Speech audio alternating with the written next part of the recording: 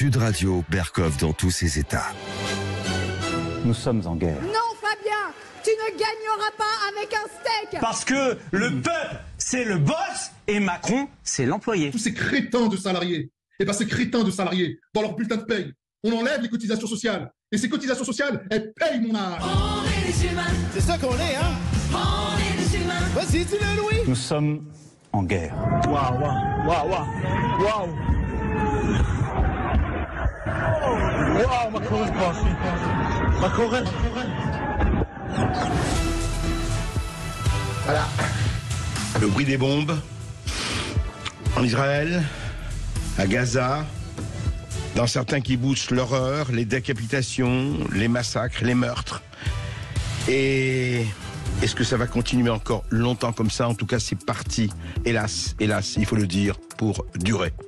Donc, on va en parler longuement avec Alexandre Delval, le géopolitologue. On va en parler également avec un avocat israélien qui va nous faire le point sur ce qui se passe au niveau du ressenti de ses concitoyens et de la situation. Et puis, nous allons parler évidemment de l'admonétation, de l'échange magnifique, si je peux dire, entre le commissaire européen Thierry Breton et Elon Musk sur la liberté d'expression sur Twitter, qui est devenu X, comme on sait, et puis quelques perles, pas piquer des hannetons. Et puis en seconde partie, nous allons recevoir la psychologue Marie-Estelle Dupont, qui a écrit un livre remarquable, Être parent en temps de crise, le bilan de 3 années de Covid, de 3 années de confinement, de gestes barrières, d'interdictions, de sanctions sur les parents, sur les enfants et sur les psychés. Ça nous concerne tous. Guerre après guerre, une guerre peut en cacher une autre, une guerre chasse l'autre, non bien sûr. Mais en même temps, aujourd'hui, évidemment, ce qui se passe au Proche-Orient mobilise tout le monde, mobilise les consciences, mobilise les émotions, mobilise plus que ça, parce qu'il y a l'horreur, il y a l'atrocité, et puis il y a les grandes manœuvres derrière, toujours, comme toujours, et depuis des millénaires, si j'ose dire, il y a les grandes manœuvres, on va en parler, parce que il y a eu aujourd'hui, au 3e, au 4e jour, il y a eu des révélations fortes. Et on est en train d'essayer d'assembler les points. Et vous allez voir, il y a de quoi vraiment réfléchir et faire réfléchir. À tout de suite. Sud Radio, Berkov dans tous ses états. Le fait du jour. Et monnaie, évidemment, derrière. Et ça qui est terrible, pendant que des enfants, des adultes, des femmes meurent dans des circonstances souvent atroces. Eh ben, derrière, les affaires sont les affaires. Business is business, ça continue. Alors, on ne va pas faire l'émission sur le dessous des cartes. C'est encore beaucoup trop tôt, et on ne connaît pas la moitié du quart de ce qui s'est vraiment passé dans les coulisses. Mais quand même, quelque chose, l'agence Reuters l'a diffusé. Il y a eu, et le 11 septembre, donc il y a pratiquement un mois, le 11 septembre comme par hasard, le 11 septembre, ça vous rappelle quelque chose. Eh bien, les États-Unis ont confirmé lundi 11 septembre dernier qu'ils allaient autoriser le transfert de 6 milliards de dollars de fonds iraniens gelés en Corée du Sud. Voilà, c'est-à-dire qu'il y a un échange de prisonniers, donc entre l'Iran et les États-Unis, et effectivement, dans un geste de bonne volonté, les États-Unis ont décidé de débloquer les avoirs iraniens à hauteur de 6 milliards de dollars. Alors Anthony Blinken, le secrétaire d'État, dit mais non, il n'y a pas un dollar qui a été touché. Ce qu'on en a fait, on ne sait pas, puisque l'Iran a dit écoutez, c'est notre argent, on va en faire ce qu'on veut. Est-ce qu'il y a un lien avec ce qui se passe? Parce qu'on sait très très très bien que évidemment l'Iran, on le sait, finance le Hamas et d'ailleurs non seulement le Hamas mais évidemment le Hezbollah au Liban et ailleurs. Donc est-ce qu'il y a un lien? On va en parler tout de suite avec Alexandre Delval. Alexandre Delval, bonjour. Bonjour. Vous êtes géopolitologue, vous avez écrit plusieurs livres à la fois sur le totalitarisme islamique, sur les enjeux géopolitiques effectivement au Moyen-Orient et dans le monde. Et là, depuis 4 jours, on assiste à la fois à ce qui s'est passé avec l'invasion, l'agression du Hamas et aujourd'hui le bombardement massif sur Gaza avec toutes les conséquences et les dommages qu'il comporte.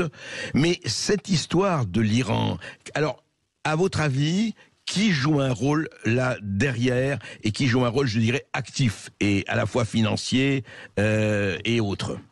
Alors justement, vous allez être un peu surpris. Tout le monde parle de l'Iran et l'Iran a à moitié intérêt dans cette histoire et a beaucoup apporté d'aide opérationnelle, entraînement tactique, commando avec les brigades El-Quds, mais personne pratiquement ne parle du Qatar. Et oui, le vilain petit Qatar, il y a eu pas mal de livres, d'articles, de polémiques autour de ce pays.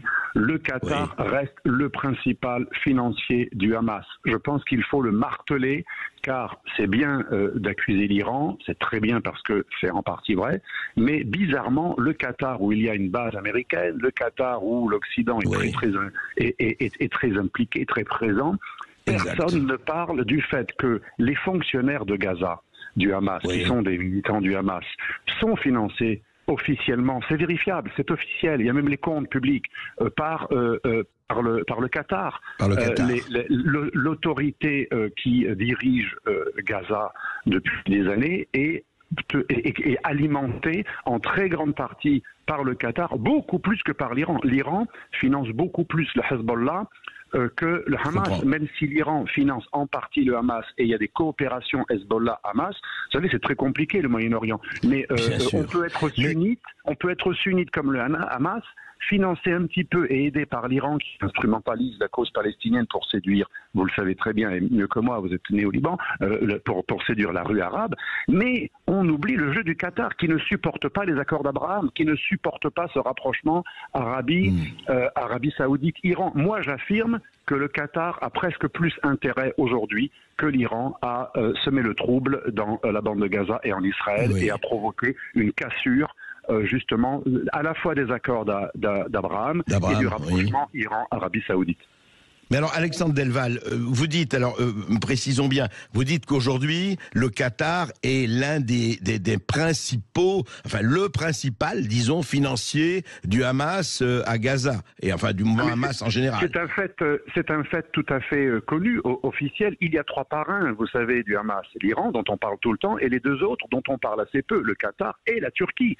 La Turquie a énormément appuyé le Hamas depuis l'affaire du Mari Marwara, vous savez, ce bateau accosté par les commandos israéliens, il y avait eu des morts, etc.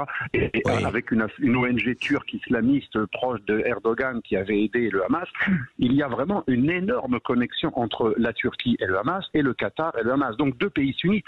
Sur 3 financiers et parrains du Hamas, 2 sont sunnites. Et 2 sont des alliés étroits de l'Occident. Les bases occidentales au Qatar et l'appartenance de la Turquie à l'OTAN.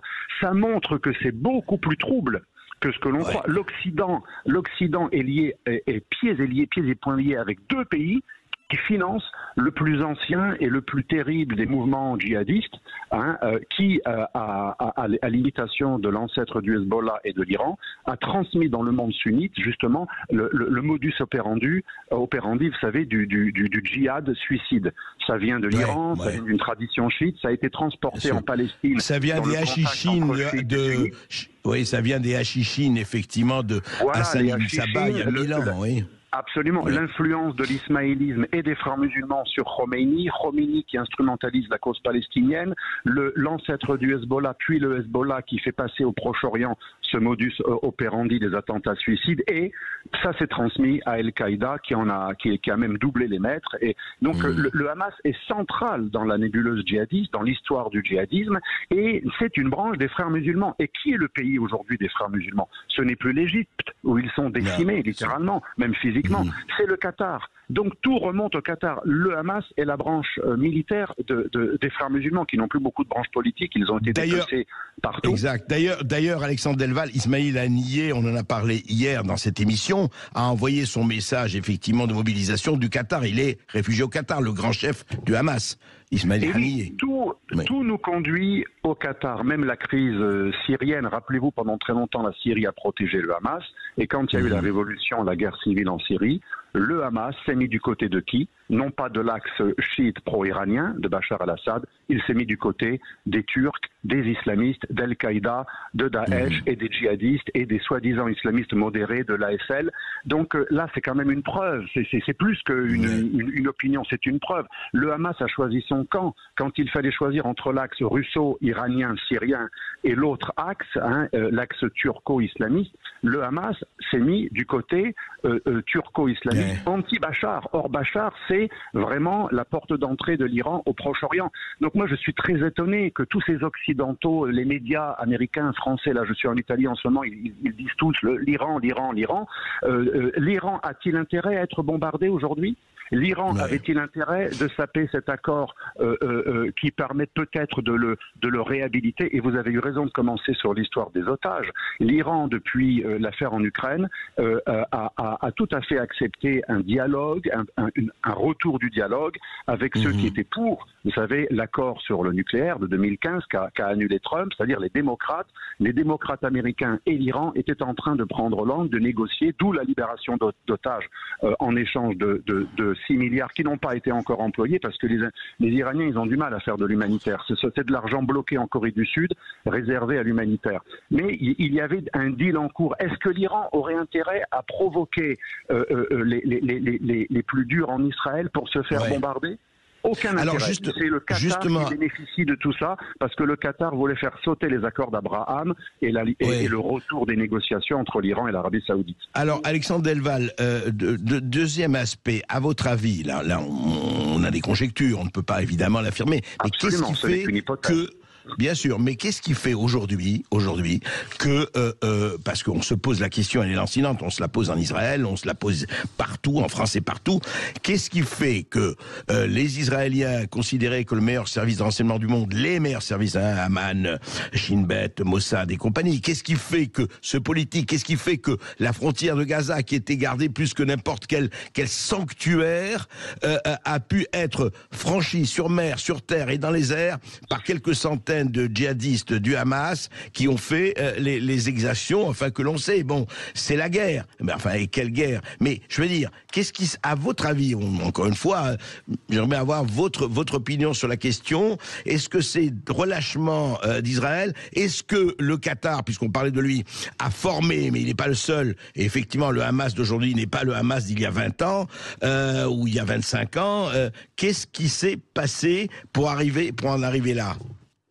Tout d'abord, il y a d'énormes divisions au sein de la société israélienne qui commencent à s'estomper parce que là c'est l'urgence. Vous avez vu Lapid, l'opposant principal à Netanyahou qui lui offre ses services, mais les Israéliens ont montré une énorme division, mais cette division, jadis, elle ne rajaillissait pas sur le sommet politique et l'armée, qui était toujours sur le pied de guerre, mais depuis quelque temps, les divisions sont telles que c'est au détriment de la sécurité israélienne et au sein même de l'armée, ou alors des rapports entre armée et gouvernement, il y a énormément de divisions. Par exemple, la volonté obsessionnelle de Netanyahou depuis des années de frapper l'Iran n'est pas du tout partagée par une grande partie des meilleurs stratèges de l'armée israélienne qui savent qu'il y a toujours une action, une réaction, ça risquerait même de souder encore plus l'Iran et d'embraser encore plus la région. Et l'armée est beaucoup plus honnêtement au fait des choses souvent que les politiques, il faut bien le dire. L'armée est plus au fait des choses et Netanyahou comme Lapid, parce que Lapid n'est pas mieux, tout le monde dit l'horrible Netanyahou, mais Lapid n'était pas mieux. Lapid a fait une énorme démagogie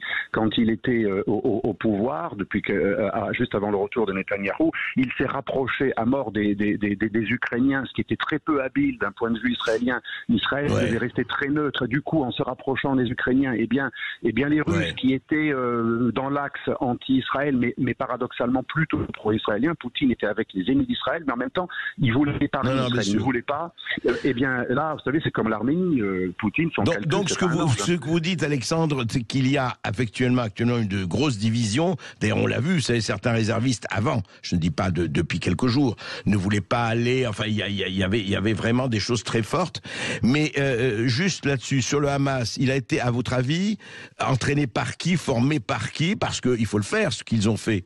Et je le dis dans toute l'horreur que ça a pu aussi faire, mais l'horreur, ou en tout cas, il faut constater qu'ils sont de bien meilleurs guerriers aujourd'hui qu'ils l'étaient il y a 20 ans. Oui, et surtout, ils sont constamment à l'offensive, régulièrement. Alors le Hezbollah, aussi, on se rappelle de la guerre de 2006, mais régulièrement, ce sont des soldats ou des terroristes. C'est à la fois des guerrieros, des soldats et des terroristes. Ils font des actions, ils sont aguerris. Alors les Israéliens sont aguerris, mais surtout en sécurité, essentiellement en sécurité intérieure. Ils n'avaient pas envisagé une telle opération. Et il faut savoir que dans le sommet même militaire du Hamas, seuls quelques officiers étaient au courant. Beaucoup étaient tenus dans le secret, n'étaient pas au courant. Les Iraniens, apparemment, qui effectivement ont apporté beaucoup plus que les Qataris là, une aide opérationnelle. Oui, c'est surtout l'aide opérationnelle est iranienne, bien sûr. L'aide opérationnelle, tactique opérationnelle, aussi apport de matériel militaire, c'est surtout iranien. Mais vous savez, on échappe souvent on peut parfois faire des petites infidélités envers son propre créateur. Je pense qu'il y avait un tel secret autour de cette opération que c'était difficile pour les Israéliens de le savoir, et ceux qui pensent que les Israéliens ont le meilleur service secret de renseignement intérieur ou extérieur du monde, c'est comme le mythe des hôpitaux français qui sont les meilleurs du monde. Moi, je peux vous dire, il y a pas mal de pays où c'est bien mieux qu'en France. Mais nous, on est encore dans ce mythe, l'État qui aide le mieux la population, et vous pensez que les meilleurs services sociaux.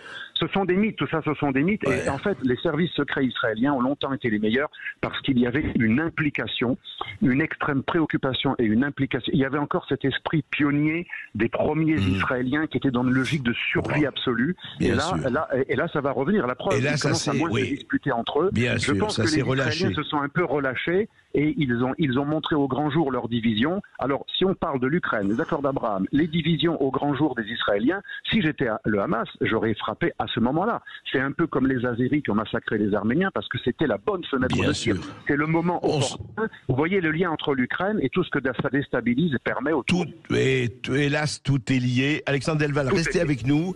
Après cette petite pause, on va continuer.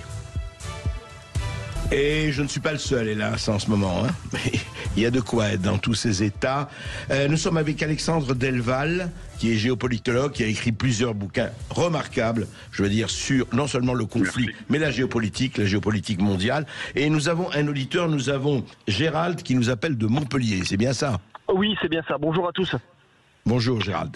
Alors j'avais une question rapidement à Monsieur Delval. Actuellement, on voit que le conflit qui s'est passé, ce qui s'est passé ce week-end a vraiment ému énormément de personnes, notamment la communauté internationale et beaucoup sur les réseaux à juste titre.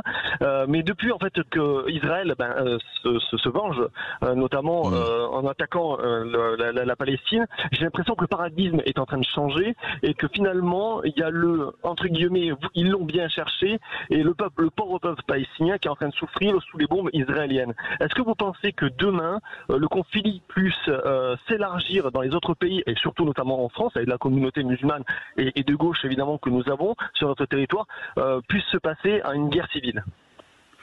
Alexandre Delval, je ne sais pas si on peut aller jusque-là, mais les figures qu'a évoquées Gérald, on les connaissait déjà, hein, action, réaction, etc.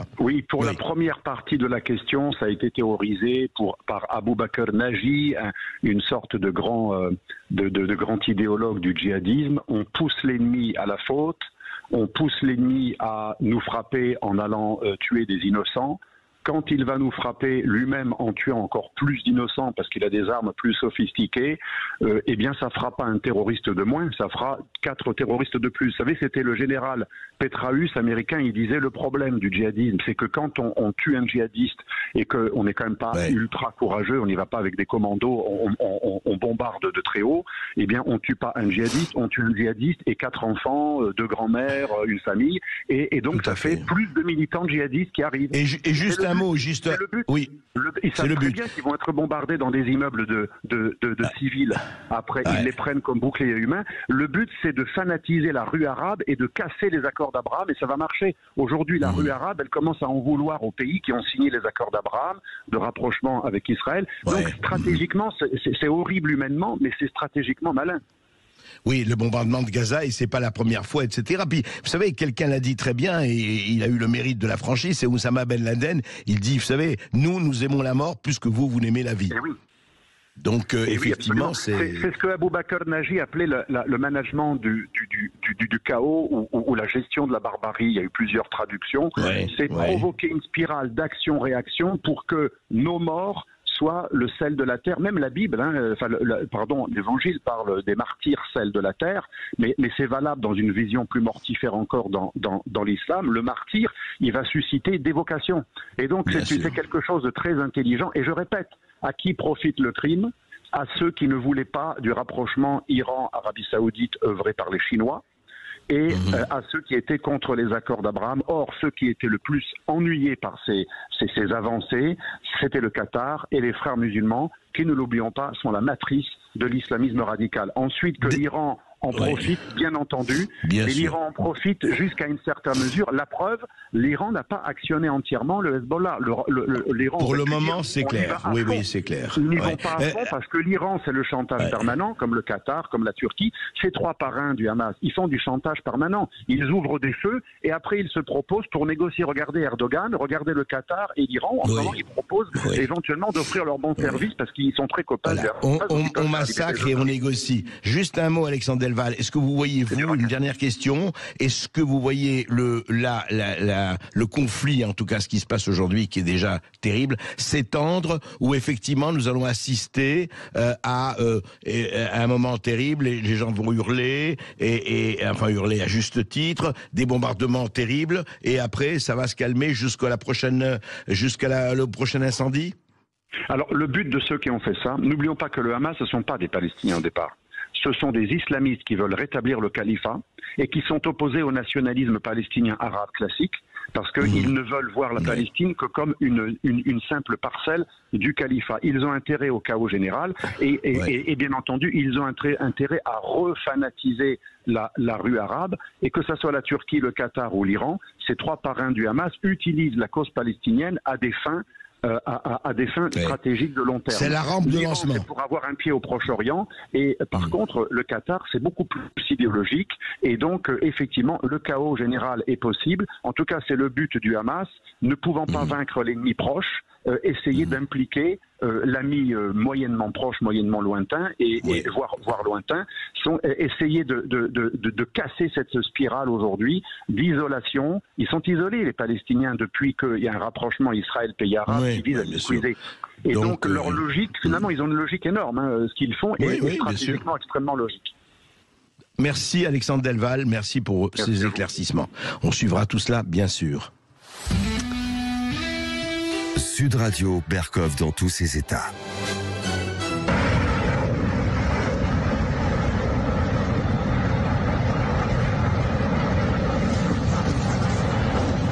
Alors, où en est-on aujourd'hui? Oui, les bruits, les bombes à fragmentation, etc.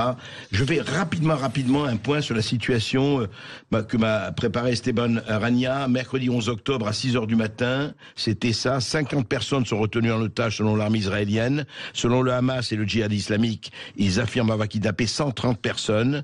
On a vu le carnage, on a entendu le carnage du kibbutz Kfar Aza, et il y a d'autres kibbutz comme ça, vraiment avec massacre. Le dernier état du bilan en Israël, c'est 1200 morts et plus de 2800 blessés. Et côté palestinien, il est passé à au moins 800 morts, 900 morts et plus de 4500 blessés. Enfin voilà, qu'est-ce qu'on peut dire? C'est un décompte macabre, un décompte terrible. Et puis, il y a aujourd'hui, évidemment, bombardement sur Gaza de l'aviation israélienne. Et on voudrait savoir un peu ce qui se passe, justement, chez les citoyens israéliens. Jean-Marc Liling, bonjour. Bonjour. Bonjour Jean-Marc Liling. Vous êtes avocat, vous vivez à Tel Aviv, vous travaillez entre Tel Aviv et Jérusalem. D'ailleurs, vous vous intéressez dans votre métier à énormément non seulement de litiges, mais de litiges politiques, de causes, etc. Et comment, alors aujourd'hui, on est mercredi, à l'heure où on parle, Maître Liling, comment c'est ressenti tout cela? C'est ressenti comme quelque chose qui va durer? C'est ressenti avec ce qu'on a eu comme image, comme reportage sur les massacres, etc. Ce qu'on a aujourd'hui dans Gaza? Comment c'est ressenti aujourd'hui? Alors on s'installe hélas dans presque cette routine de la guerre, parce que cette fois c'est une guerre, c'est pas une opération. Moi je suis entre Tel Aviv et Jérusalem, en ce moment même à Tel Aviv. À Tel Aviv même, les rues sont très calmes. Certains commerces sont ouverts, les commerces de première nécessité. Certains cafés pour voilà, mais les rues sont très calmes. Mais il n'y a pas de vie nocturne, il n'y a pas tout cela, oui. Non, pas du tout. Tout est fermé et tôt. Mais c'est pas la psychose non plus. Même si ce qui se passe au sud et les événements des derniers jours dépassent l'entendement au niveau de la violence et de la cruauté qui est manifestée dans les attaques et on peut dire même les massacres qui ont été perpétrés, on est quand même rodé à ce genre de situation. Dans les grandes villes comme Tel Aviv, Jérusalem ou en tout cas en dehors du sud qui jouxte la bande de Gaza, c'est relativement calme, avec rythmé quand même par des alertes, parce que dès qu'il y a des missiles qui sont envoyés de la bande de Gaza vers les villes, les alertes s'activent et on a, selon l'endroit où on se trouve géographiquement, loin ou près de la bande de Gaza, 15 secondes ou 1 minute ou 1 minute 30 pour courir vers les abris. Et Dieu merci, on est protégé en très grande partie par le système antimissile du dôme de fer, qui intercepte une grande partie des missiles, mais c'est pas à 100%. Et donc, quand il y a des milliers de missiles qui sont envoyés, évidemment, tout le monde suit les instructions selon les meilleurs moyens, le meilleur moyen de se protéger. Certains ont des abris chez eux à la maison, c'est notre cas, mais d'autres courent vers les cages d'escalier ou en tout cas. Et Jean-Marc Liling, est-ce qu'on s'attend en Israël à des attaques venues du nord, côté Hezbollah, ou est-ce que en Cisjordanie, est-ce que c'est calme ou est-ce qu'on sent une agitation d'après vos informations, d'après ce qui se passe? Écoutez, on en parle. Il y a déjà eu en fait hier toute une série d'échauffourées, d'attaques venant du Nord et du Liban et de Syrie. Ça dégénère pas encore, mais on le craint parce qu'évidemment, si une guerre devait s'être déclarée sur plusieurs fronts, déjà on est dans une situation très inquiétante. Mais si c'est sur plusieurs fronts, ça deviendrait d'autant plus inquiétant et menaçant pour l'ensemble du pays. Donc, on est un peu dans l'expectative, dans l'attente, en espérant que tout ça ne dégénère pas. Il y a aussi certaines craintes qui concernent la Cisjordanie, qui est quand même contrôlée en grande partie par l'armée israélienne. Et est-ce que les choses pourraient dégénérer à l'intérieur des frontières d'Israël, à l'intérieur des frontières de 48.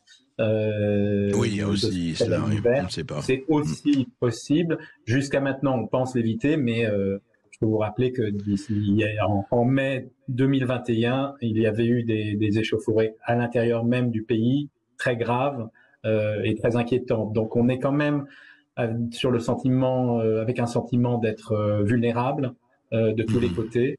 Et surtout avec un sentiment d'angoisse très très profond parce qu'encore une fois, les événements de samedi, dimanche ont été d'une telle violence et d'une telle cruauté, c'est pour la population israélienne quasiment du jamais vu depuis 1948. Et Dieu sait qu'on est rodé à cette violence. Vous voulez dire que cette violence-là, cette atrocité, ces massacres, on ne les avait pas vus depuis 1948 pratiquement. C'est ça, et certainement, il y a la gravité des faits, la cruauté, encore une fois, on ne peut pas qualifier comme autre chose que de massacre ce qui a été fait. Et vous savez, en Israël, c'est un tout petit pays, donc tout le monde connaît forcément quelqu'un qui soit a été tué, soit qui a été enrôlé dans l'armée, sans parler, et c'est mon cas, de familles que je connais qui ont été prises en otage et dont on imagine, dont on sait pour certains qu'ils sont à Gaza. Vous avez des familles que vous connaissez dont certains enfants ont été pris en otage? Oui, en effet. Je peux vous citer deux cas.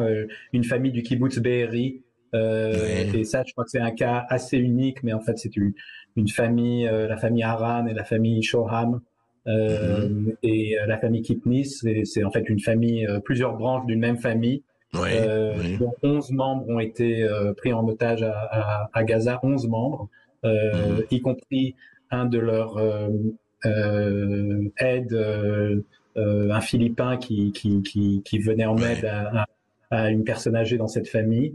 Donc 11 membres de cette famille ont tous été pris en otage. On ne sait pas s'ils sont ensemble et s'ils sont restés ensemble. Et j'ai aussi, moi, le fils d'amis qui était à cette fête, ce festival musical. Et le fils a été pris en otage lui aussi. On sait, d'après ce qu'on sait, qu'il a été blessé et il est donc blessé à Gaza. Vous imaginez l'inquiétude des parents de sa famille et des amis.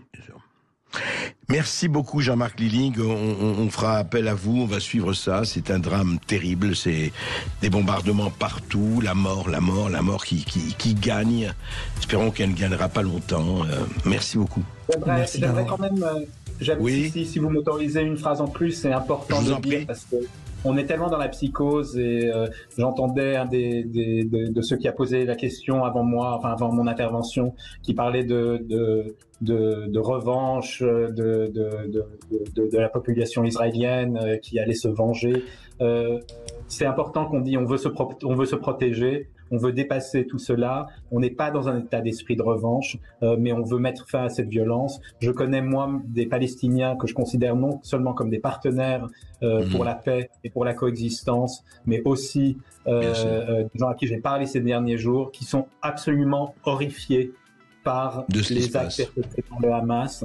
Et il faudrait faire très attention dans ces périodes de tension où, en effet, on n'a qu'une envie, c'est de réfugier auprès des siens et de répondre. Mais il y aura un après.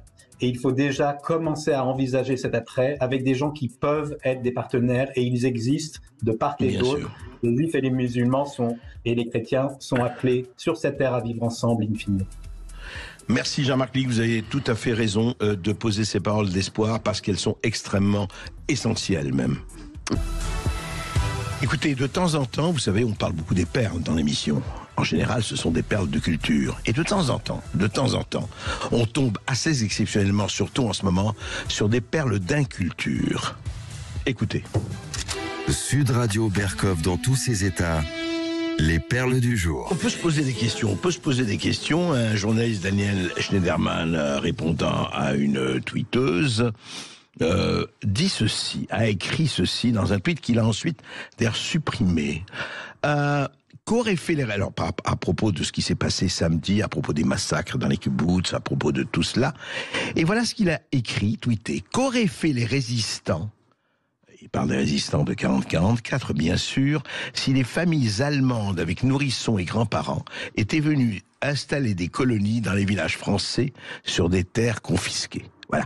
C'est-à-dire qu'il avait établi un parallèle extrêmement intéressant entre les résistants français et les djihadistes du Hamas. Donc, pour lui, qu'aurait fait, pose la question, mais il aurait été non pas normal, mais assez logique. On pourrait comprendre que des résistants français seraient allés massacrer et décapiter des bébés, violer des femmes, même des femmes enceintes, bien sûr, auraient massacré des vieillards, des femmes, etc., sans problème, voilà. Oui, les Allemands se seraient installés, c'est-à-dire que pendant que les Allemands et les barbiers, etc., est-ce que vous avez entendu une fois un résistant français qui est allé massacrer des civils, et dans quelles conditions? Alors de temps en temps c'est intéressant parce qu'il y a des gens qui, totalement pris par leur idéologie, totalement prisonniers de leurs œillères, sur lesquelles, évidemment, qu'ils n'abandonnent jamais du matin, midi et soir de l'utérus au cercueil, eh bien voilà, et les résistants, il faut comprendre les djihadistes du Hamas, puisque vous avez compris les résistants, mais jamais les résistants n'auraient fait ça, et jamais on ne comprendra cette comparaison, il faut le dire, obscène. Vous vous rappelez, auditeurs résistants de Sud Radio, justement, que Thierry Breton, le commissaire européen Thierry Breton, avait lancé un avertissement solennel à Elon Musk, le nouveau patron de Twitter, qui s'appelle X aujourd'hui. Il a dit attention, c'était avant le 28 août, attention, terminé. Elon Musk fera ce qu'on lui dit de faire. Les propos qu'on trouve pas bien, les propos soit de haine, soit injurieux, soit attaquant tel ou tel ou tel. Non, l'Union européenne, ça marche plus du tout. Ursula, on est d'accord avec Ursula, on va y mettre le grain. Il pourra pas faire ce qu'il veut. Bon, très bien.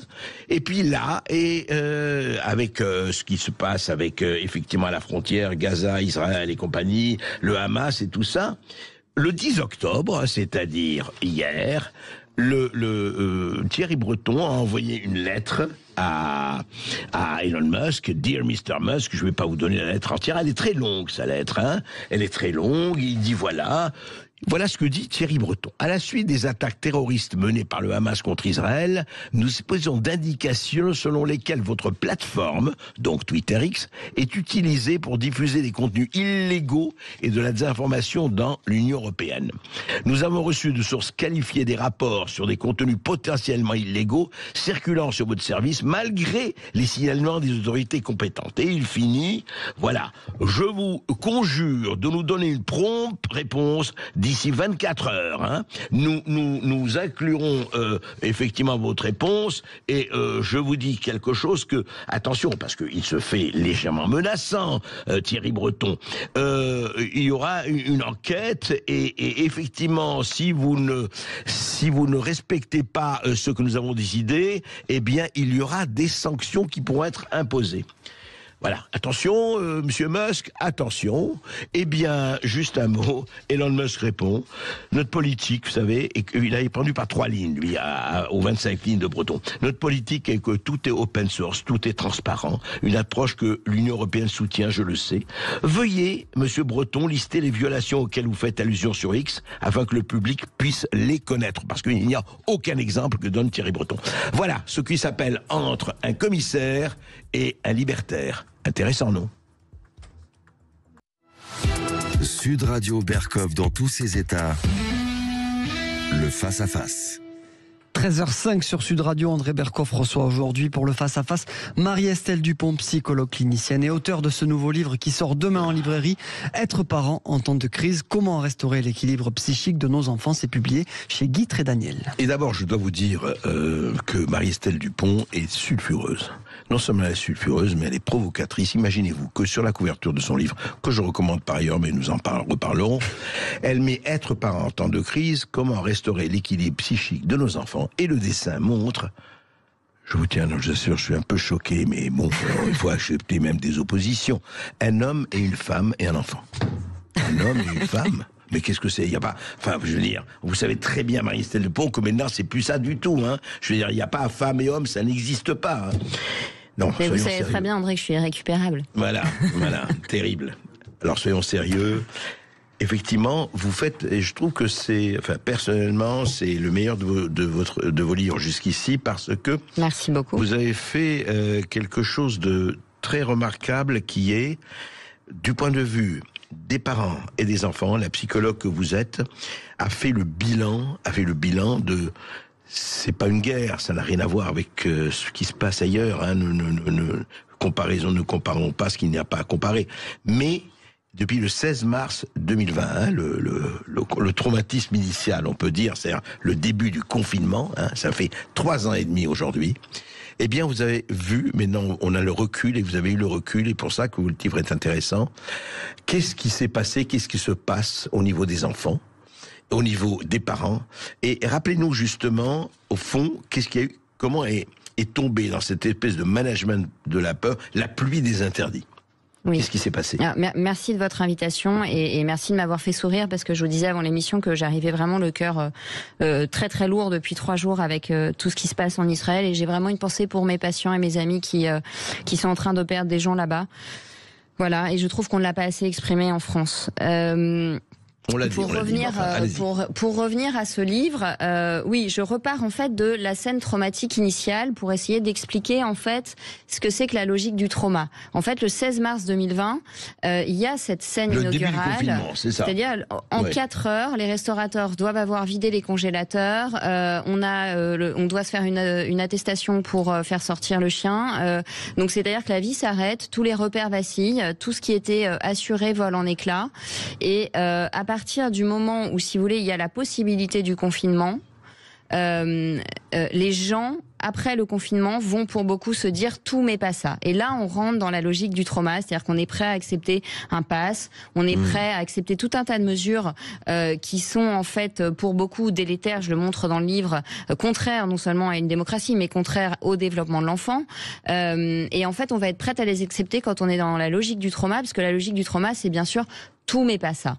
Donc dans le livre, je reviens sur ce qu'est un trauma, comment le cerveau se dissocie face à une agression qui est chronique et répétée dans le temps, quand l'individu perd la possibilité de lutter contre une situation, et notamment les enfants n'avaient pas de prise, les enfants, sur la situation. C'est-à-dire qu'ils voyaient leurs parents en difficulté et ils ne pouvaient pas changer la donne. Donc qu'est-ce qu'ils ont fait pour beaucoup? Ils sont passés en hypoactivation, c'est-à-dire qu'ils se sont effondrés, résignés, repliés sur eux-mêmes, avec un cortège de symptômes que je décris dans le livre, que ce soit des bébés jusqu'aux adolescents. Mais donnez-nous des exemples concrets, Marie-Estelle. Eh ben, comment on s'adapte à quelque chose qui est contraire à nos besoins? Eh ben, ça va être par des somatisations diverses, des maux de ventre, des manifestations anxieuses, une perte de l'appétit, une perte de projection. On a vu quand même 52% des étudiants durant l'hiver 2021 qui disaient vouloir arrêter leurs études. C'est-à-dire que dans ce climat très anxiogène, mais sur lequel ils se sentaient non seulement impuissants, mais potentiellement coupables, parce qu'on les a beaucoup culpabilisés. Les enfants, il y a eu vraiment cette inversion des places, où les enfants devenaient potentiellement dangereux pour les adultes. Est-ce que je peux vous rappeler juste, mais pour aller dans votre sens, mais l'illustration pour moi la plus forte, ça a été sur toutes les télévisions, la vidéo où on voyait une petite fille qui allait embrasser sa grand-mère. Et la grand-mère intubée. C'est quand même, mais ça traduit quoi, ça? Mais chez les gens qui ont fait cette vidéo, déjà, dans leur psyché, c'était quoi? Alors, bien sûr, c'est ce que j'explique dans le livre, c'est qu'on a été soumis à un management par la peur. On en avait parlé d'ailleurs à votre micro. Et en fait, à partir du moment où vous activez les mécanismes de peur, vous obtenez une déconnexion de la rationalité chez l'individu, une déconnexion du lobe frontal. La personne ne raisonne plus. Elle va réagir de manière... La peur est mauvaise conseillère. Hein, donc, comme elle est dans la panique, elle va cesser de réfléchir, cesser de nuancer, cesser de distancier. La grande majorité de la population va finalement se soumettre à des injonctions dont elle sait qu'elles sont peut-être excessives ou inappropriées, mais on va jouer sur la peur de l'ostracisation, la peur d'être criminalisé, montré du doigt, etc. La peur d'être différent des autres. Et en fait, ce que j'explique dans le livre, c'est que dans la société contemporaine, qui s'appelle une démocratie, qui est donc pas ouvertement un régime totalitaire ou dictatorial, on n'impose pas, on empêche en fait. C'est-à-dire qu'en jouant sur les peurs d'être ostracisé, d'être marginalisé, de mettre notre enfant en difficulté en le déscolarisant, etc., on met les gens dans une situation finalement impossible, où soit ils s'adaptent, ils se soumettent et ils cessent de réfléchir, soit ils risquent de mettre leurs enfants en difficulté. C'est ce qu'on a vu pour beaucoup de parents qui ont déscolarisé leurs enfants et qui étaient en grande difficulté matérielle pour tenir l'enseignement à la maison. Et donc l'individu, dans ces moments-là, soit il se dissocie pour supporter la situation, et donc il perd le contact avec ses affects, donc il est plus du tout empathique, il est plus en colère, finalement il est complètement résigné, complètement zombifié, il fait tout ce qu'on lui dit. soit il s'effondre. Et donc c'est ce qui explique le cortège de symptômes psychiatriques qu'on a encore 3 ans après. Oui, alors justement, attendez, c'est intéressant ça, parce que vous dites ça, mais à un moment donné, le confinement s'est arrêté, les masques ont été ôtés, enfin en tout cas dans la quasi-majorité, les gestes barrières, etc., etc. Et ça continue pour certains, ce traumatisme continue. Alors, chez les adultes, pas du tout autant que chez les jeunes. Mais il faut comprendre que c'est arrivé chez les moins de 20 ans, à une période de leur vie où ils n'avaient pas tellement d'autres référentiels pour les plus jeunes, et surtout à un âge où, et ça, beaucoup de médecins l'ont dit, beaucoup de la Société française de pédiatrie l'a rappelé, c'est arrivé à un âge où le développement de l'enfant nécessite et exige, je veux dire, si vous privez d'aller au cinéma, il n'y a pas de trauma. Bien un sûr. enfant qui peut pas faire de sport, un enfant à qui on dit tu vas tuer ta grand-mère, un enfant à qui on dit si tu sors t'es dangereux, un enfant à qui on empêche l'accès à l'école et on impose un écran toute la journée, c'est un enfant à qui on prescrit de faire tout l'inverse de ce dont il a besoin pour devenir un adulte équilibré.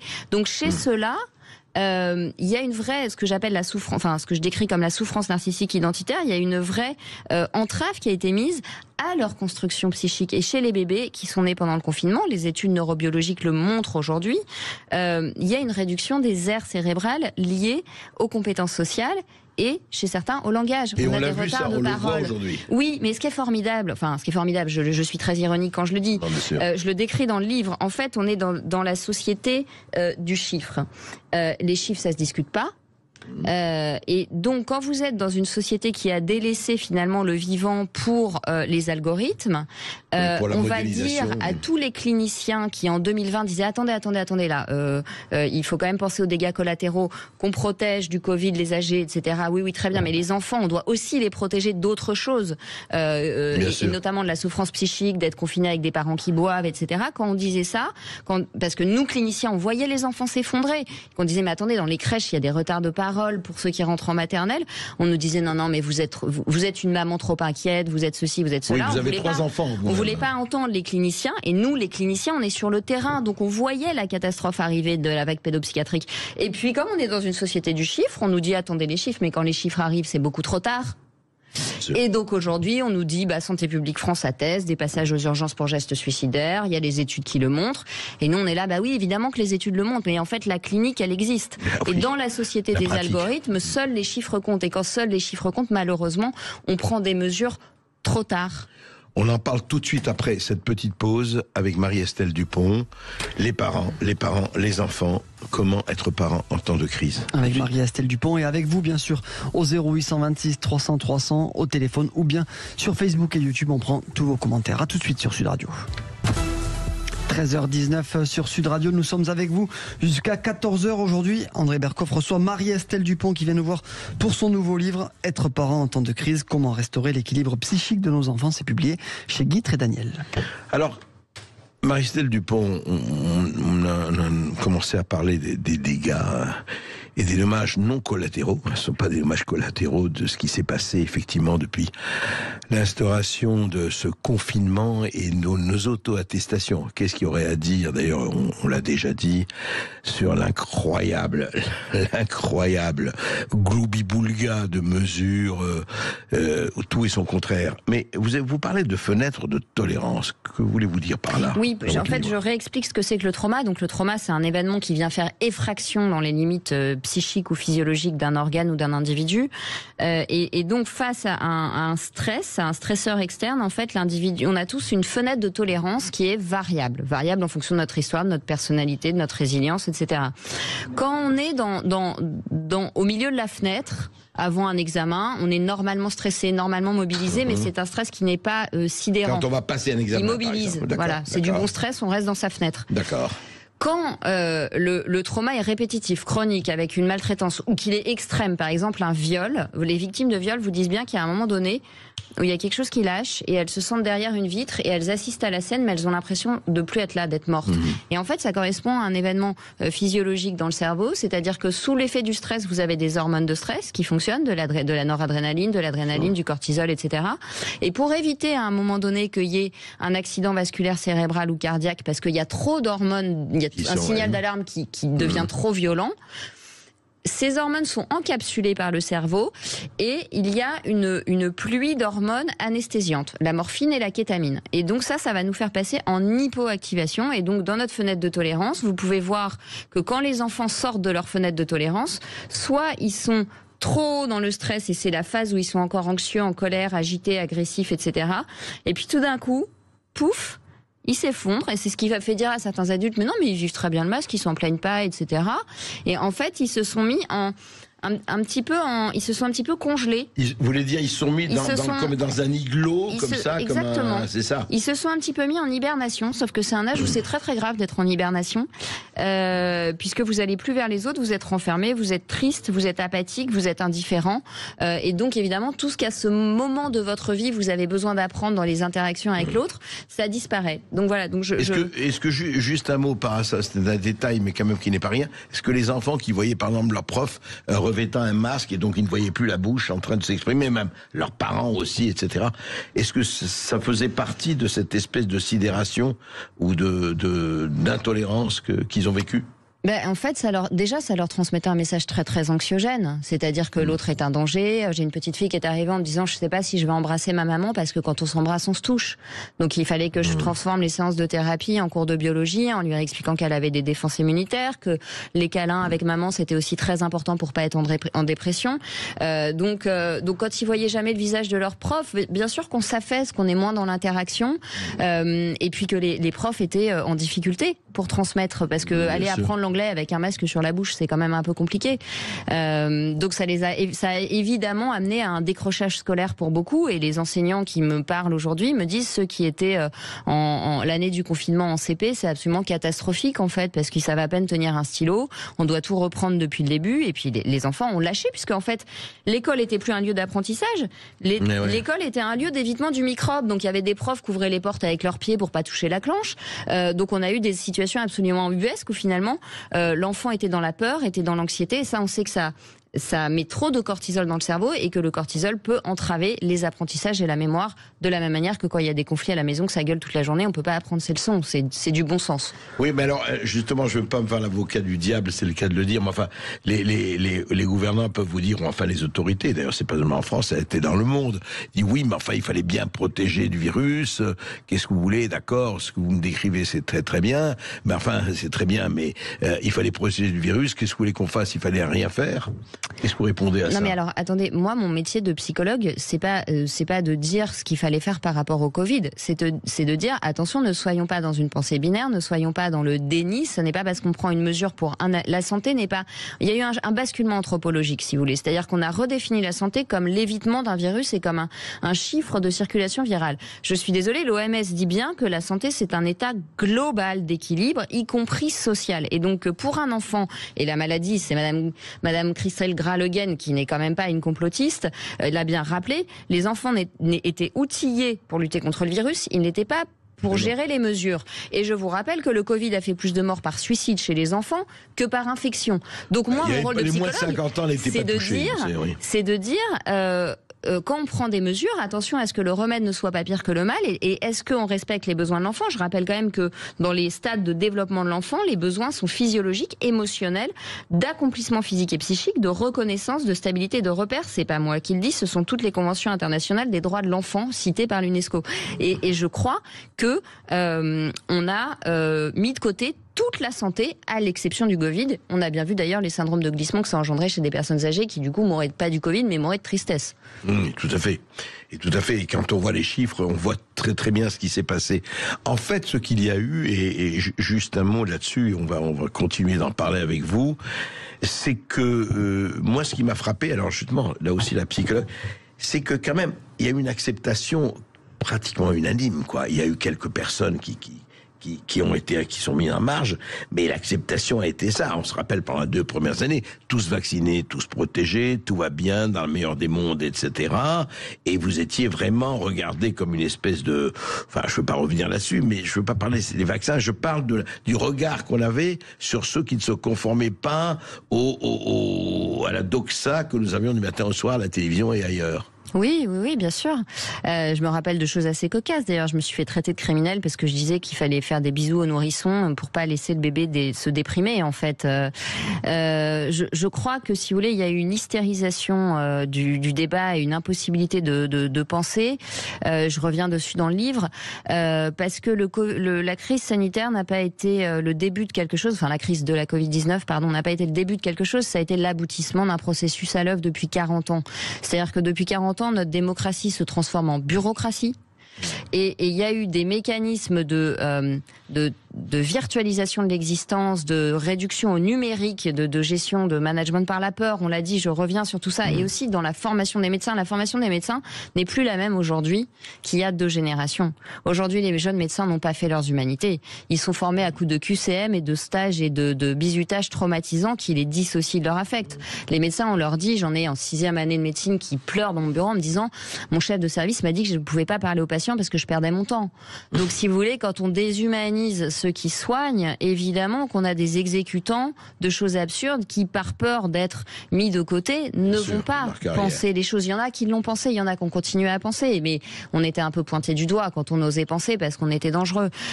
Donc on va en reparler tout de suite parce que je voudrais rester là-dessus, sur ce serment d'Hippocrate, etc. Parce qu'il y a eu vraiment des problèmes là-dessus.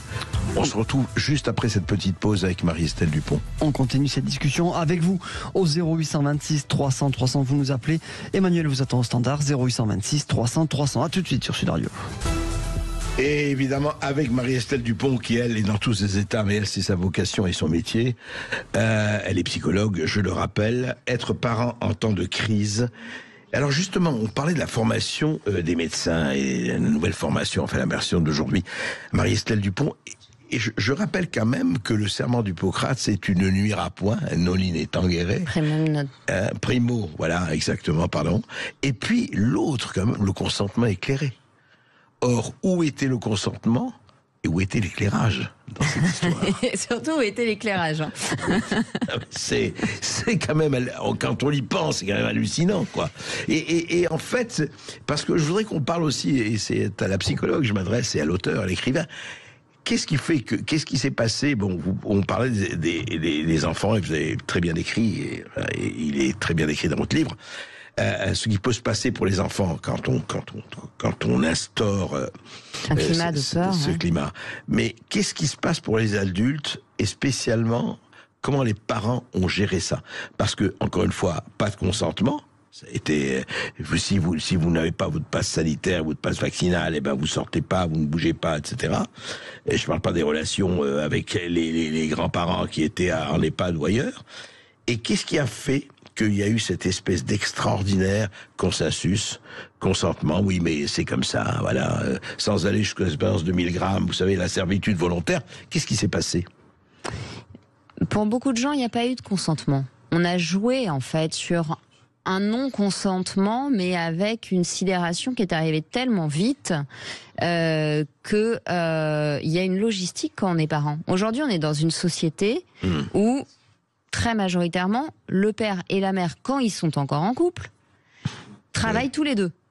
Donc la société moderne a abîmé la famille, c'est-à-dire que déjà il y a énormément de divorces, c'est l'objet d'un de mes livres, et puis quand les parents sont ensemble, de toute façon la nécessité économique fait que les deux parents sont obligés et peuvent difficilement se mettre, surtout s'ils ont leur propre entreprise, en congé parental pour faire face.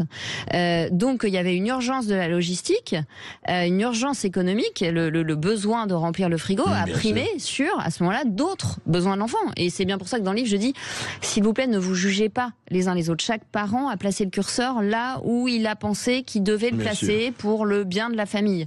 Et donc, à partir de ce moment-là, alors il y a les parents qui ont été pris de court, qui n'ont pas eu le temps de s'organiser. Il y a les parents aussi qui sont, depuis 40 ans, ma génération, on est quand même dans une société où la baisse de l'instruction, la baisse de la culture, l'entrisme idéologique à l'école fait que, à part ceux qui ont eu un environnement familial où ils ont eu accès à de la culture, je suis désolée, mais on a peu, moi déjà ma génération, de notions d'histoire, de notions de philosophie. C'est-à-dire que comme on a une baisse de l'instruction, on a une baisse du discernement.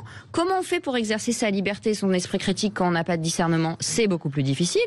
Et puis que quand vous entendez des choses répétées en boucle, c'est ce que dit Milos d'ailleurs à propos des démocraties populaires dans son livre sur la pensée captive. Il dit bien, en fait, globalement, chaque citoyen n'est pas d'accord. Mais comme il répète tous les jours la liturgie du régime, pour ne pas être ostracisé, il finit par adhérer à ce qu'il répète. Mais est-ce qu'il n'a pas surtout peur des sanctions? Et je crois que l'instinct grégaire fait partie de l'instinct de survie et qu'il y avait une telle peur de perdre son boulot, de voir son enfant moqué parce qu'il était déscolarisé, etc. Que voilà, les parents aussi géraient avec leur personnalité et leur histoire. C'est ce que je dis dans le livre. Je crois que quand on a fait l'expérience de l'emprise, qu'on est capable de déconstruire un narratif et d'introduire de la nuance, on est déjà plus outillé pour ne pas céder à la peur donc pour temporiser auprès de son enfant et lui dire oui, tu entends ça, mais attends, je te rappelle que et ton corps a des défenses immunitaires parce qu'il y a vraiment eu une explosion des troubles hypocondriaques et phobiques chez les enfants. Je veux dire, moi j'avais des enfants qui voulaient pas toucher mon bureau sans l'avoir désinfecté parce qu'ils pensaient qu'il y avait des germes dessus. Je devais leur expliquer qu'en fait les bactéries, les germes et les microbes existaient depuis la nuit des temps, y compris dans leur intestin, pour qu'ils soient pas en état de panique. Donc c'est quand même très préoccupant de mettre des enfants dans un état d'obsession hypocondriaque. Et non seulement ça, pour reparler aux parents, moi je me rappelle, enfin on l'a tous vécu, des moments où effectivement, et c'était en plein masque, je me rappelle très bien, c'était à une gare, je crois que c'était la gare de la Baule, juste, j'avais le masque au-dessous du nez à un moment donné. Et je me rappelle d'une dame, je sais pas, 70 ans, qui s'est mis à hurler en disant « Mais vous pouvez crever quand vous voulez, mais vous n'allez pas crever, mais là, vous me contaminez », alors que j'étais à 5 mètres d'elle. C'est-à-dire qu'il y a eu quand même une hystérie à un moment donné, très forte. Bien sûr, mais j'explique comment un délire collectif peut prendre, et quand je parle de délire, je dis pas du tout que le Covid n'a pas existé. Je dis cette hystérisation du débat. Elle arrive aussi sur une société, André, totalement déspiritualisée. C'est-à-dire que finalement il y a un tel vide existentiel, il y a une telle pauvreté spirituelle dans l'espace public qu'à un moment donné, la peur du Covid a été une espèce de cellophane. C'est-à-dire qu'on était dans une société avec un tel individualisme d'un certain côté, un tel communautarisme à d'autres endroits. Donc la démocratie était déjà tellement poreuse, tellement effilochée, que finalement il y a une espèce de cellophane. On s'est raconté un truc qui était très prenant, qui était très réunifiant par l'extérieur. Rappelons-nous quand même nous sommes en guerre, on fait front. Etc. Et que finalement, je crois que chez certaines personnes qui étaient perdues, qui n'avaient plus d'intériorité spirituelle, c'est venu compenser. Ça a été un boulevard en fait. Et la peur a pris la place de ce vide. C'est pour ça que je dis qu'une société transhumaniste, ultra progressiste, où on croit que l'homme est tout puissant, ça ne peut faire que des catastrophes. Parce que quand on peut raccrocher ses angoisses à une spiritualité, à une transcendance, on gère avec plus de calme la peur de la maladie, la peur de la mort, etc. C'était le placebo d'un manque de repères. On n'avait plus de repères, on a fait des béquilles, quoi. Tout à fait. C'est ça. Est-ce que nous avons des auditeurs? On a du monde au standard, André. Nous avons Myriam qui nous appelle depuis Pertuis. Bonjour Myriam. Bonjour Myriam. Oui, bonjour. Oui, bonjour. Bonjour André. On vous écoute. Bonjour. Oui, bonjour. Oui, bonjour. Donc en fait, voilà, moi je suis maman de 3 enfants, donc j'ai 2 grandes filles. Et j'ai un petit garçon qui a 10 ans, qui du coup, j'écoutais tout à l'heure Marie-Estelle qui parlait des enfants qui étaient en CP pendant la période Covid, donc c'est ce qui nous est arrivé. En plus, voilà, moi j'ai un enfant qui a des difficultés à l'école, donc ça a été très compliqué. Et voilà, donc moi je faisais partie du coup des parents qui étaient qui ont pas trop suivi les restrictions, donc c'est vrai que je me sentais un peu seule devant l'école parce que j'étais sans masque avec mon vélo et puis tout le monde me regardait un peu de travers, donc je me suis sentie quand même assez seule. Et mais bon, j'ai résisté. On avait quand même pas mal de gens qu'on pouvait écouter où on se sentait moins seul, donc j'ai résisté. Et donc ma question à Marie-Estelle, c'est là je fais partie des groupes de parents d'élèves et notamment on a un groupe WhatsApp avec donc les parents et là à l'entrée de l'hiver il y a des virus comme chaque année, comme depuis la nuit des temps, les enfants ils tombent malades. Bien sûr. Et là, on a encore des parents, donc là, sur le groupe, qui nous ont dit « j'ai fait tester mon enfant, il a 38 de fièvre, on les a fait tester contre le Covid. » Et là, donc, là, à la rentrée, on est encore reparti avec des parents qui font tester leurs enfants. On voit encore. Et votre question, c'était quoi? Alors ma question, c'est quelle attitude on peut avoir face à des parents qui continuent à faire tester leur enfant alors qu'on est quand même à presque 4 ans du Covid, et je me dis, mais qu'est-ce qui se passe dans la tête des gens pour continuer à faire ça, quoi. Enfin, les enfants, ils ont été traumatisés, tout le monde est au courant, tout le monde le sait maintenant qu'il y a eu des gros dégâts psychologiques sur les enfants, mais il y a encore des parents qui continuent à mettre des masques, en fait, ils sont pas sortis du truc, quoi. Ouais. Marie-Estelle. Et du coup, moi, en tant que parent d'élève, en tant en tant que maman, qu'est-ce qu'on peut leur dire pour essayer de leur dire, écoutez, mais stop, quoi. Voilà, mais c'est une très bonne question. Je pense que vous pouvez avoir un discours de l'apaisement et leur dire vous êtes responsable de vos enfants et donc bien évidemment que vous faites comme vous l'entendez pour vos enfants. Maintenant, je crois important que dans l'école, les enfants ne soient pas exposés à nouveau à des discours anxiogènes, qu'ils puissent se concentrer sur les apprentissages. Donc vous faites ce que vous voulez avec votre enfant.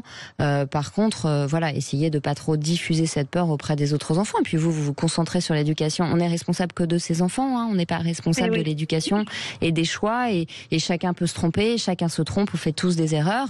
Donc votre enfant, vous faites votre travail de filtre et de tampon avec lui, qu'il soit pas contaminé par la peur. Et puis moi j'ai un élève dans la classe de mon fils l'année dernière qui faisait le signe de croix parce que mon fils avait pas le masque en dehors du collège. Écoutez, il fait le signe de croix. Je souhaite à cet enfant un jour de pouvoir prendre du recul par rapport à ce qui lui a été dit, mais je suis pas sa maman, donc faites au mieux pour votre enfant en filtrant, en lui disant que finalement toutes les opinions, tous les positionnements sur le curseur existent, et si jamais ses parents deviennent intrusifs avec les enfants des autres, alors là vous posez une limite, vous dites attendez, vous faites ce que vous voulez avec votre enfant, maintenant les enfants des autres, jusqu'à nouvel ordre, vous permettez, mais je suis sa mère, et donc c'est moi qui suis détentrice de l'autorité parentale, donc c'est moi qui décide si je vais faire tester ou non mon enfant. Merci. Merci Myriam. Nous avons Emmanuel au 0826 300 300. Bonjour Emmanuel. Bonjour Emmanuel. Bonjour André, bonjour Madame Dupont, merci pour tout ce que vous avez pu faire durant ces mois, voire presque ces années, maintenant ça passe tellement vite, et bonjour à toute l'équipe. Moi je suis quand même assez surpris de voir tout ce qui se passe sur les enfants, puisque c'est votre domaine, les adultes aussi, mais bon, normalement ils ont un peu plus de recul. Entre les traumatismes qu'ils ont vécu pendant le Covid et ce qu'on leur fait vivre aujourd'hui avec la pseudo-éducation sexuelle, qui pour moi n'en est pas une, comment arrêter ce massacre? Parce que franchement, on en arrive à avoir des enfants complètement flippés, qui ne se construisent plus en rien. Vous parliez de l'autorité parentale, mais les lois qui sont passées aujourd'hui, notamment sur l'éducation à la maison, etc., sont de plus en plus coercitives. Mais c'est le sujet de mon livre. Tout à fait. C'est vraiment l'objet du livre, de dire qu'est-ce qu'on fait aujourd'hui en tant que parent, parce que moi j'ai aussi 3 enfants, avec une autorité parentale qui est réduite, et il y aura pas de miracle, hein. C'est-à-dire que globalement la bureaucratie va capter de plus en plus d'espace dans l'intime, hein. Comme toutes les dictatures, ils ont mis la main sur les enfants le plus tôt possible. Moi j'ai des enfants qui sont en âge d'être parents, parce que je l'étais à leur âge. Je peux vous dire que même là, alors que j'en rêve d'avoir des petits-enfants, et ma femme aussi, j'en suis à me dire, ils en veulent pas tout de suite. Mais même moi, je me dis pas tout de suite. Parce que quand je vois ce qu'on va leur faire subir entre l'école, l'apprentissage, les 11 vaccins, je dis mais qu'est-ce qu'on fait de nos gosses, quoi? Et effectivement, quand on en fait des gens qui sont complètement déracinés, sans famille, sans culture, sans religion, sans tout ça, on en fait des ilotes, et puis après on en fait ce qu'on veut surtout. Bah oui, c'est la société ultra progressiste. Hein. Vous prenez une copie, excusez-moi, je finis là-dessus, je vais rapidement parce que l'émission se termine, mais vous prenez une copie d'un certificat d'études des années 50, je peux vous garantir que vous n'avez même pas un bachelier sur 100 qui fait la même, hein. Ne serait-ce qu'en termes de calligraphie, de faute d'orthographe et de savoir... Je ne sais pas si c'est à ce point, mais effectivement le problème est posé, ça c'est vrai. Marie-Estelle. Oui, mais justement, c'est partant de ce constat que j'ai écrit ce livre, parce que je me suis dit, moi, je peux pas être j'ai été une lanceuse d'alerte à un moment donné. Maintenant, il faut que je donne des clés aussi de par mon métier, parce qu'en fait, si nous, on se décourage, c'est foutu. En fait, ils ont que nous, les enfants. Donc, il faut pas qu'on se décourage. Il faut qu'on garde une espérance, et l'espérance, elle passe effectivement par ce moment de constat un peu catastrophé.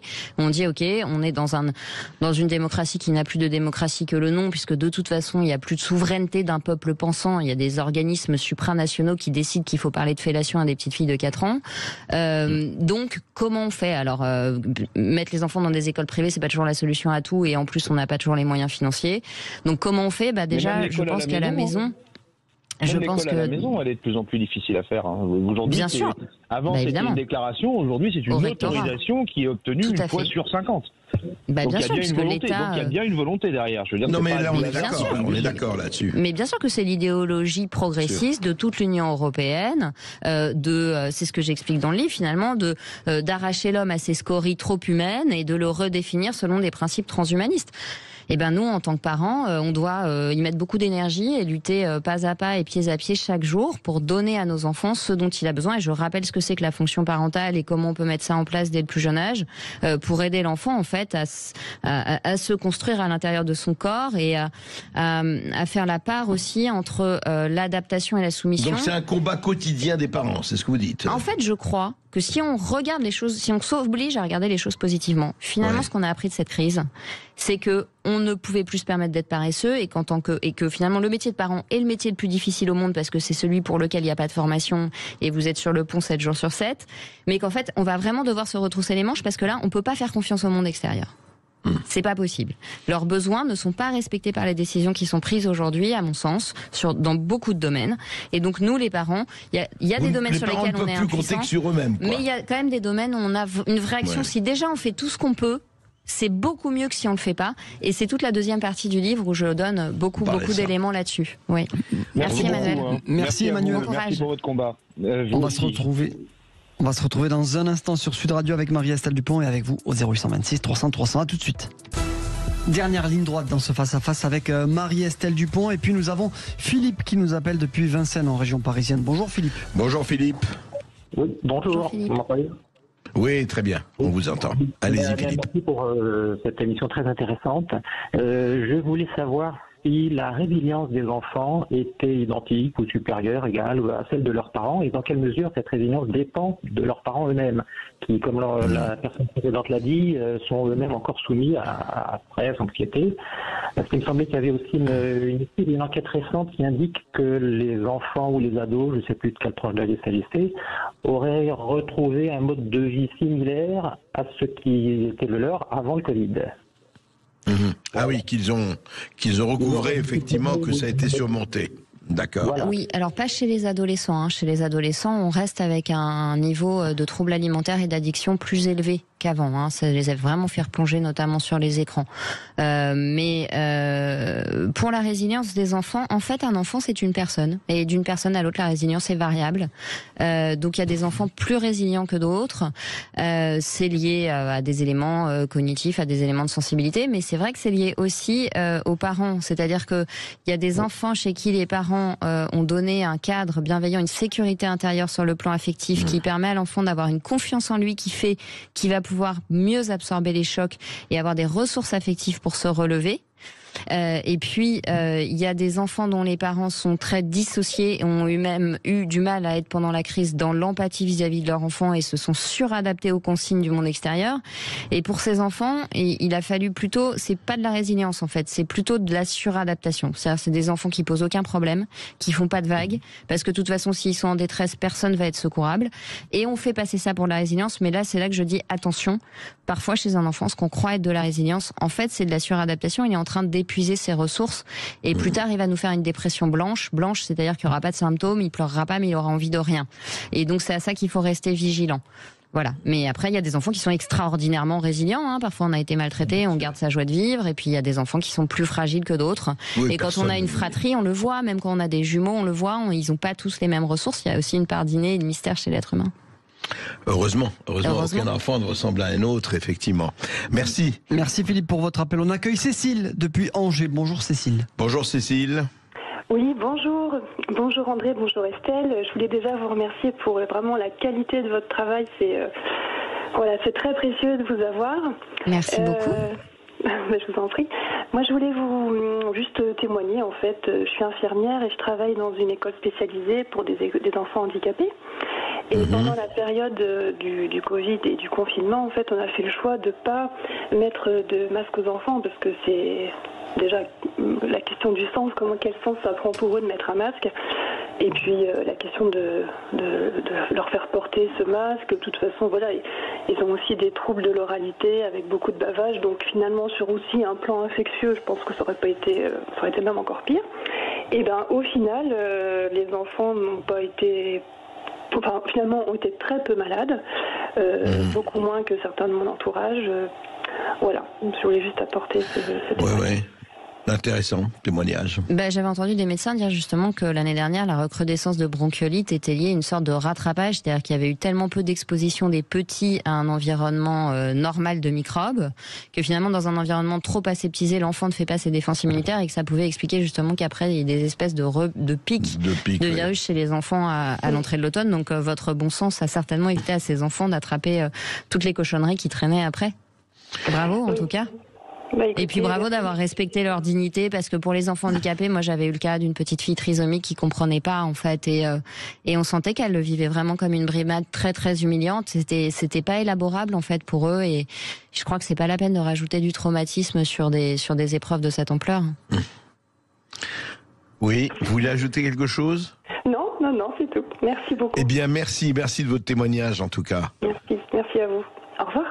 Au revoir. Marie-Estelle, justement, on arrive un peu en fin d'émission, le temps passe vite, mais je voudrais, au fond, dans votre livre, il n'y a pas effectivement aucun parent ne ressemble à un autre, comme aucun enfant ne ressemble à un autre, et heureusement, mais ce qui se dégage de votre livre, et un peu une des lignes rouges, c'est de dire aussi, comptez sur vous-même et ne vous couchez pas, ne vous soumettez pas à une doxa, à une pensée qu'on essaie de vous présenter comme la pensée du bien. Voilà, le bien il est là, le mal il est là, et on vous somme un peu, c'est pas la police à 6h du matin, on vous somme de vous comporter comme on vous le dit le soir à 20h à la télévision, monsieur santé, monsieur etc., monsieur etc. Bien sûr, mais ce qui caractérise notre condition d'homme, c'est quand même qu'on pense, et je trouve que l'homme contemporain est souvent marqué par une régression vers une pensée très binaire, où en fait on fait l'économie de pensée,